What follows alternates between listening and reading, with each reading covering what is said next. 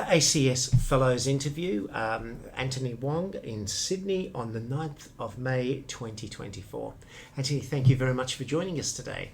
So let's start off with your career in IT, how you came about getting involved in ACS, and what you've been doing with IFIP. So if you'd like to start off, Anthony. Thank you, Paul. Thank you for inviting me to come for this Fellows interview, and ACS for the invitation. I think it was when I went to study in Monash University that I got involved with ACS. I was a foreign student from Malaysia, very new to the country, and I was staying in the halls of residence at Monash University, and we were approached as obviously students by the ACS. So there was a member of the Victorian branch who took me in and became my mentor. Who was that member? He was a manager from Absent. Right. Absent, the printing company. So he took me under his wing and showed me the ropes. They had regular dinners with the group from the Victorian branch, and that's how I get to know about the ACS for the very first time. As you understand, as a teenager, we don't know much about the world at that stage. Sure. And coming to a new country, a new environment, everything is very strange. And at that time, I got enrolled in 3 courses. I enrolled in pharmacy at the Pharmacy College in Melbourne.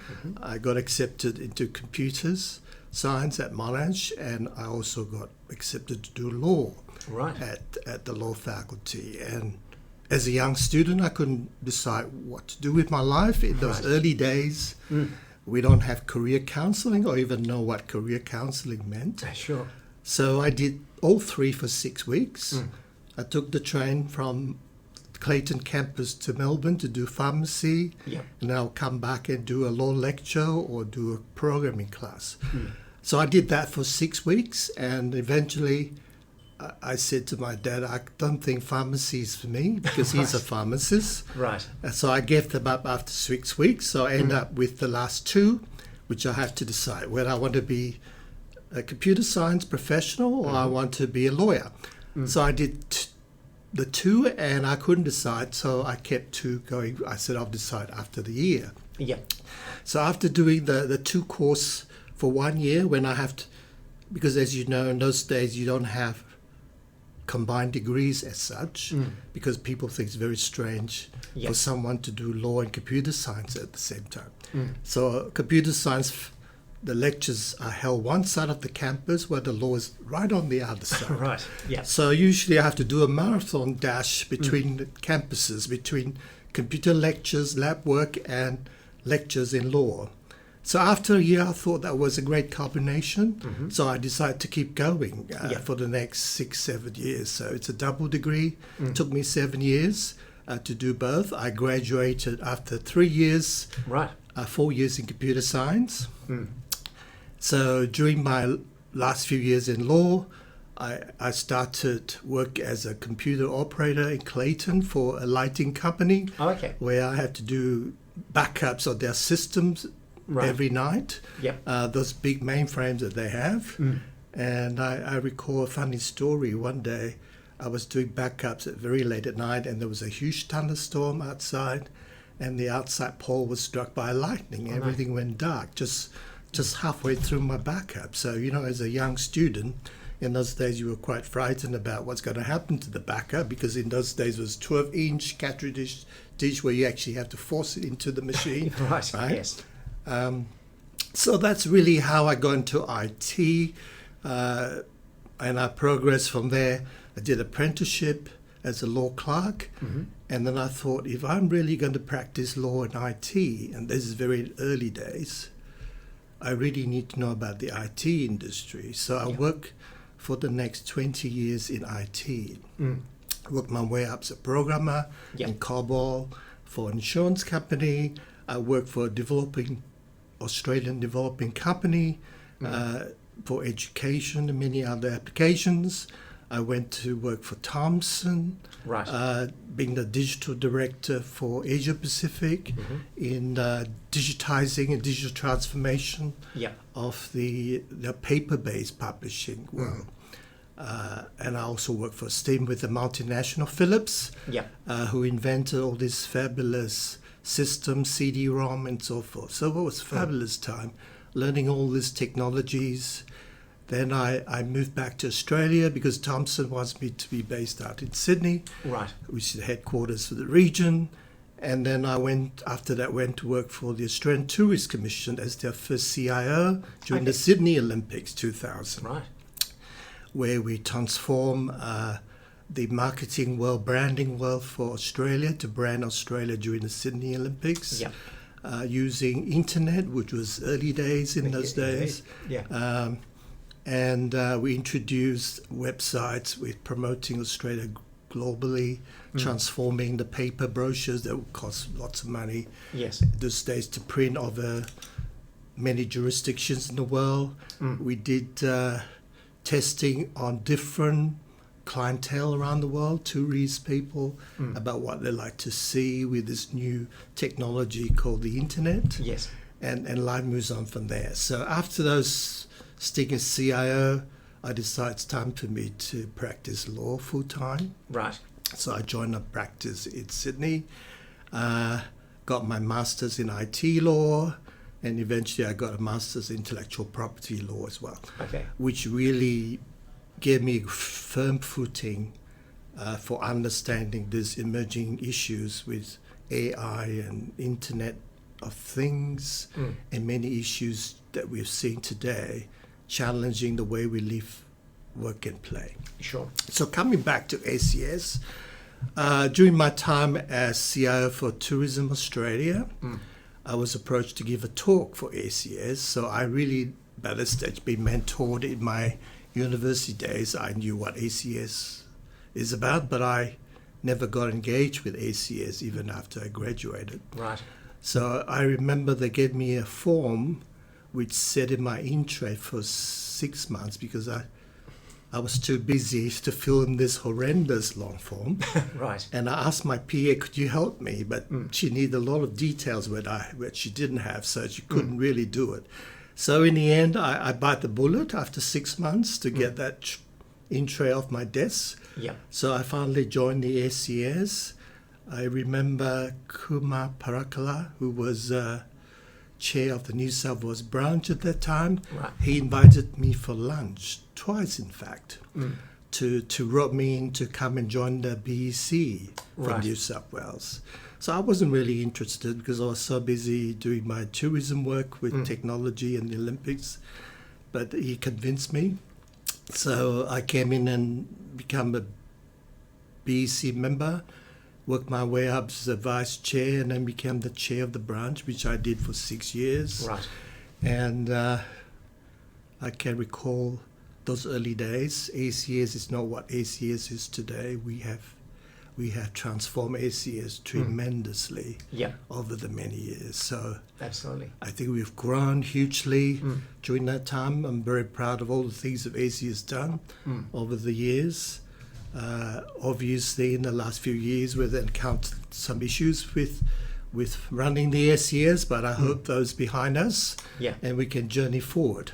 So I think the future is very bright for ACS because ICT profession is a big, important part of the role today in a world where everything is touched by technology, especially now we come to turn on newspapers and seeing artificial intelligence mentioned in any form.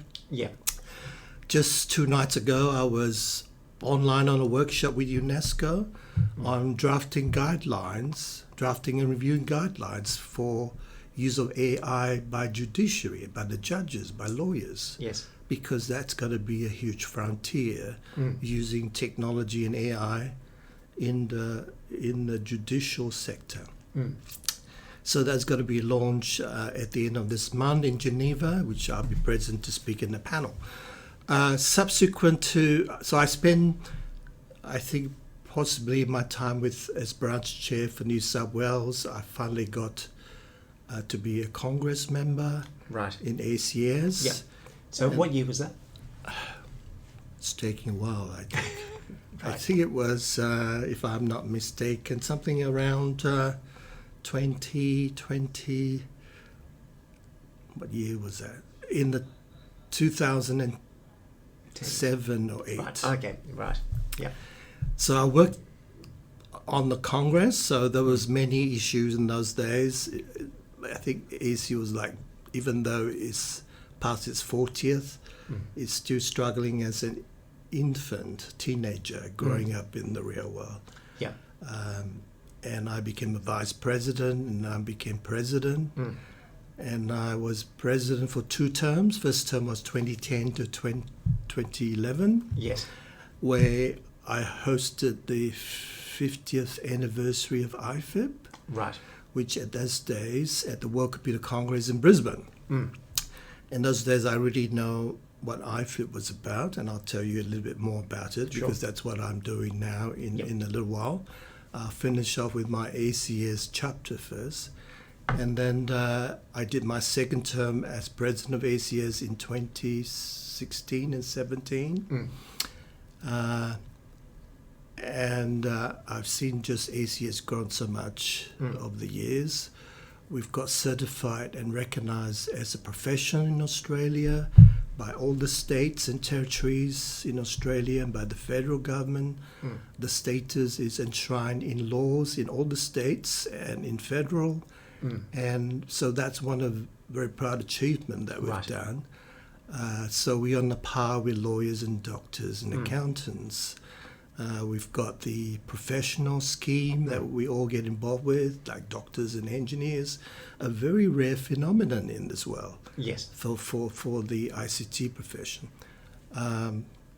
So during my term with ACS, I got involved with IFIP. Yes. So I remember Nick and I invited me because Nick was chair of the World Computer Congress conference in Brisbane, because it's based in Brisbane. This is Nick Tate. Nick Tate, Yep. our past president, who I'm meeting shortly again. So he asked me, he said, do you have to give a speech to this people called IFIP at this time? Can you come to this room that we paid for from my ACS? And I remember asking Nick, who's IFIP and what they're about? Yes. And little do I know, many years later, I'm now the IFIP president, having been involved with IFIP over the years at different venues around the world, looking at the issues of ICT and the profession, the contribution of the technical community. In IFIP, we have membership from our various members from ACS, BCS, ACM, New Zealand, Canada, Zimbabwe, South Africa, Sri Lanka, and so forth. Many nations in the European Union, from Germany to Sweden to Austria to Portugal. We have 500,000 members collectively over 5 continents. Yeah. We have 13 technical committees that deal with issues from AI to human-centered interaction to cyber. And we have 100 working groups with 4,000 volunteers from researchers, scientists, and industry working to help the world in many of these issues and the frontier. So I'm very proud to be the president of IFIP. I've been doing that role for a year and a half. And in 3 weeks' time, at the end of May, I'll be off to Geneva to meet with the United Nations agencies. WISIS stands for the World Summit for the Information Society. Right. They have a get-together, one of the biggest in the world, where a number of UN agencies, including UNESCO, ITU, and many, many agencies all contribute to create agendas on the 17 World Sustainable Goals. Right. So I won't go through the list because there are too many. Personally, I will be involved with UNESCO to look at how AI would be used in the judiciary sector. UNESCO, as I mentioned, have drafted guidelines about the recent challenges and also the positivity of using AI. But because of the current state of the art of the black box of explainability, Sure. because when judges give a judgment, they have to explain how they come to that decision Yep. based on the facts. They can't just say, I rely on AI and AI told me this and that's why you got in prison. Yeah. Right? So there are huge risks involved. So we'll be talking Absolutely. about on May 29 at a session. There's a number of people in the panel with UNESCO, and I'll be on that. So those are just a quick rundown, Paul. I'm happy to be led by you where you want to steer this conversation. Well, sure. Let's go a bit deeper into your journey into through Congress, through the ranks of the ACS elected members, and how you ended up with being president for 2 terms. I think that would take a big conversation. Maybe I'll do that in my memoir when I have time to retire. Sure. Yeah. But I would say definitely was an exciting journey. I learned a lot through my human experience with ACS. I think that for me, one of the things is the growth factor about how to work with fellow human beings. What trigger people and personalities, because we get many sorts of personalities. Sure. Some good people, some well-wishers, and perhaps not some good well-wishers. So to move something forward, being a not-for-profit community of IC professionals, one of the things you've learned is how to collaborate and get things moving forward in agreement. And that's one of the biggest things I've learned through my term with ACS. So I can't even remember how long I was involved, so you can start counting. But it's been a while. I just walked past a meeting of ACS people today on the way here, and they were meeting on some of the challenges that just happened at Congress. I don't know the details, but I can sympathize.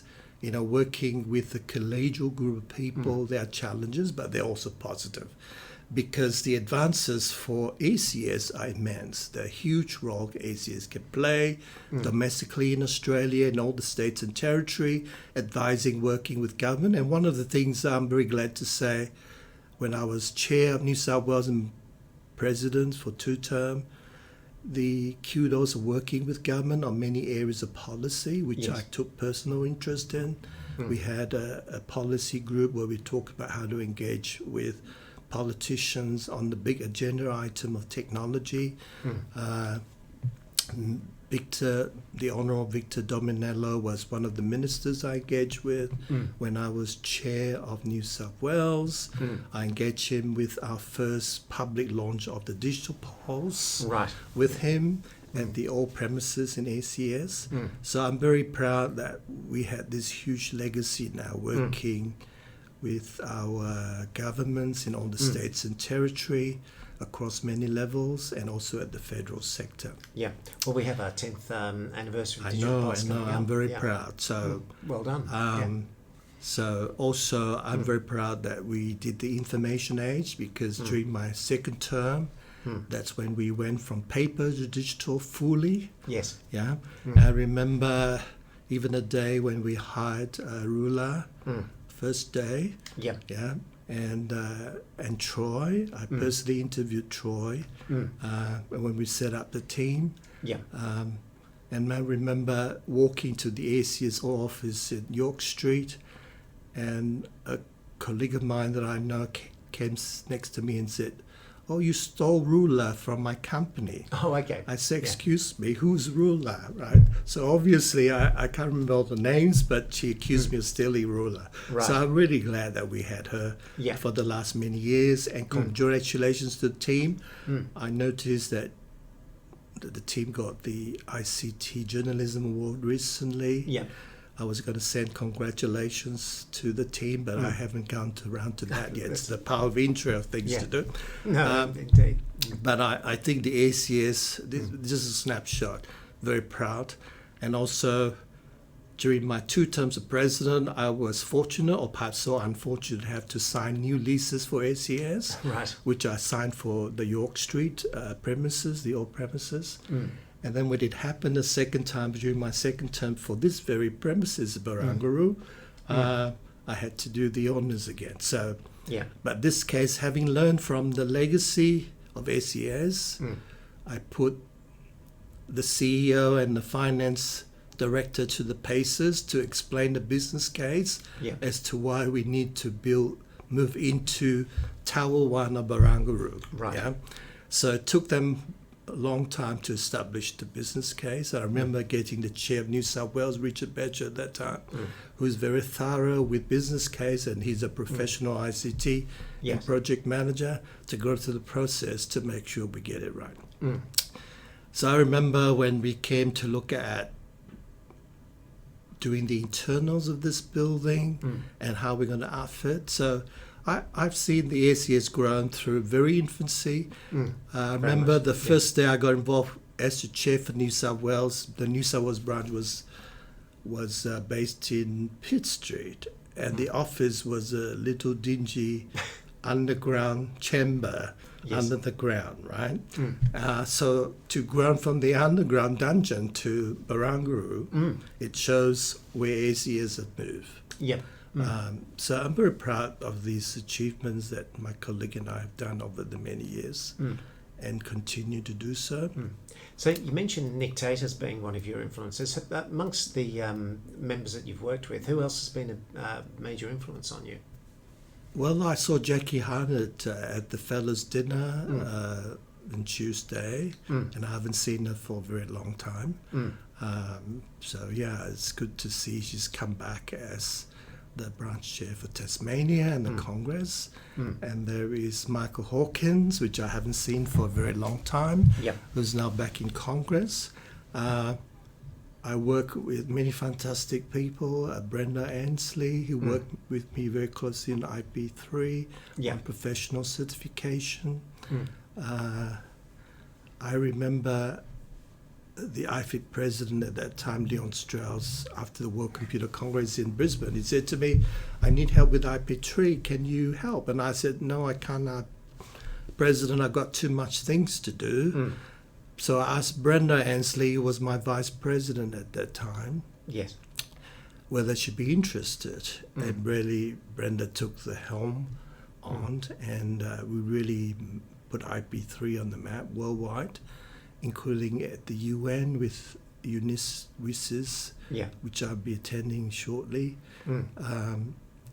I remember the first meeting at WISIS where we took out the name badge for IFIP. We have to take it out the cupboards, and it was covered with cobwebs. And I was horrified to say we haven't used the IFIP badge at the UN meeting for a very long time. So we took out, dusted the thing off the cobwebs, and put proudly the name IFIP in front of us at the UN meetings in Geneva. So Brenda really put certification on the map. Not just in Australia, but worldwide. And now we're working with South Africa, Sri Lanka, Canada, Japan, and many countries to put ICT professionalism on the map.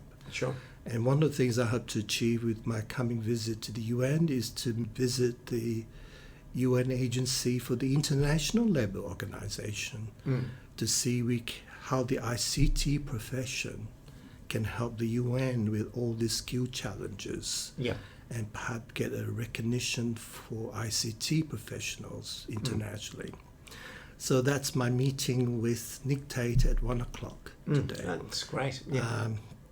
So that's one of my aspirations, having worked with Brenda over the years on the certification issues and the fact that we've got legal recognition in Australia for ICT, but ICT is still somewhere to go in the world.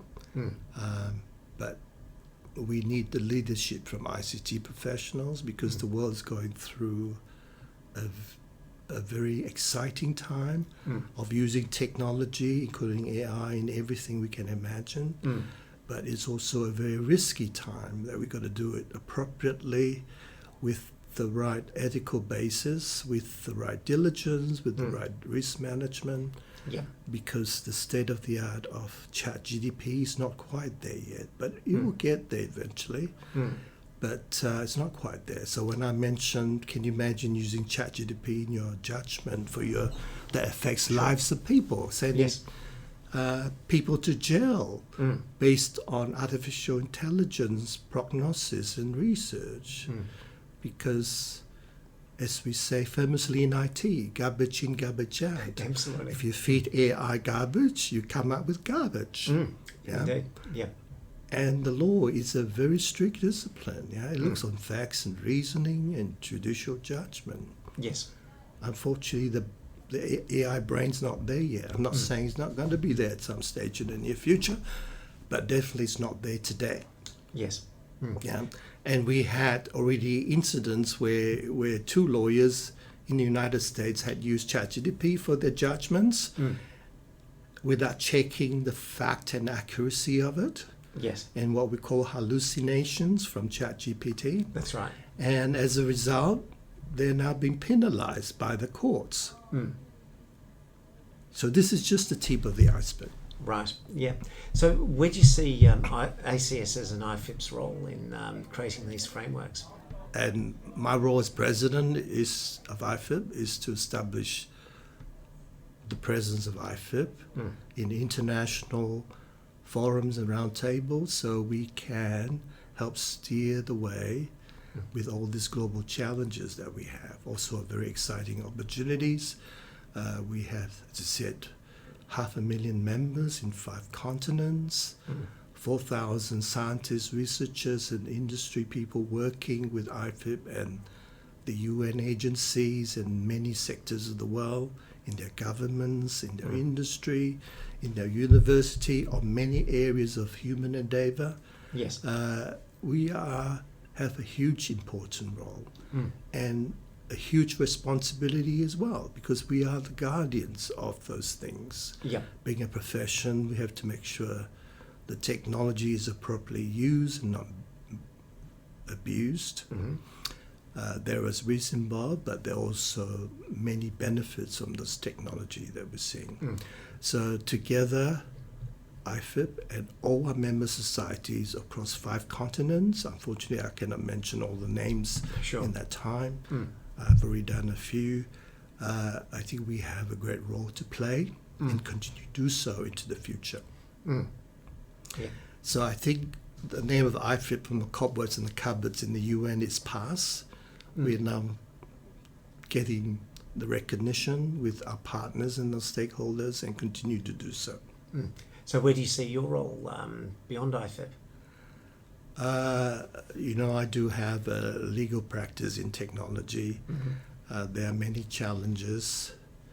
It's like trying to rebuild a new world order. Every structure, every legal has to be looked at. Sure. Because they all were crafted for humans. But now we have to learn how do we work with non-humans. And I think that will be very challenging because all the structures that we establish over thousands of years are changing. Yes. So working with non-humans, working with artificial intelligence, working besides, alongside, in front, backwards, use and perhaps not use in some areas at this stage. Yeah. How it's going to transform the way we work, live and play. When I worked for Thompson, we were dealing with using pre-AI for a lot of technology for lawyers. Right. Since that time, the technology has just evolved so much. Yeah. And incredible. So if I have another life, I like to get back into technology to craft the next frontier, develop systems for the judicial sector, because I think it would be very exciting. Those things that I didn't get to do around. And then there's another story. When I was CIO for Tourism Australia, I was approached by a technologist, and he said, I want to create virtual reality in the Sydney Rocks to turn it to life so that when you come down to the rocks with your cell phone, in those days, we only had very basic smartphones. He said the place will come alive with virtual reality and tell you about the history of the rocks in real time, depending on which timeline you want. You could say the day they settled, they arrived on Sydney Cove. Can we start from there? How did nurses grow their herbs for their first hospital on the rocks? So if I get another life, I love to do this technology as well, because Right. that's very exciting. Yeah.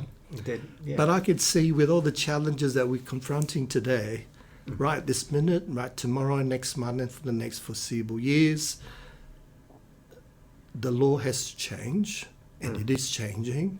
It's moving so fast that we're not coping. Right.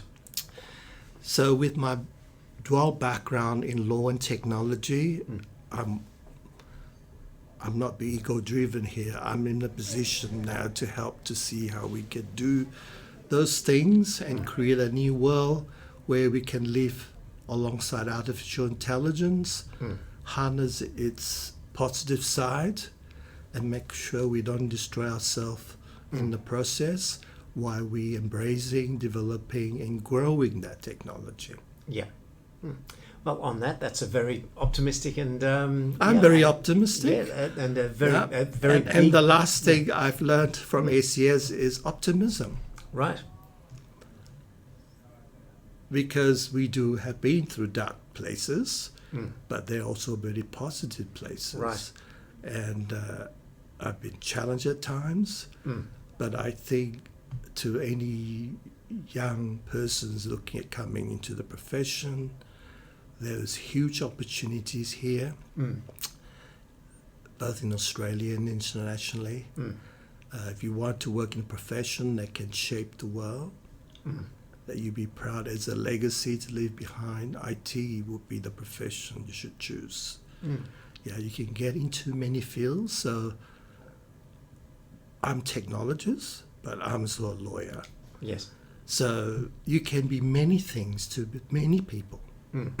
So the days when you say, are you just programming? Yes, I program my life. I don't need to do that today because there are more important things I need to do.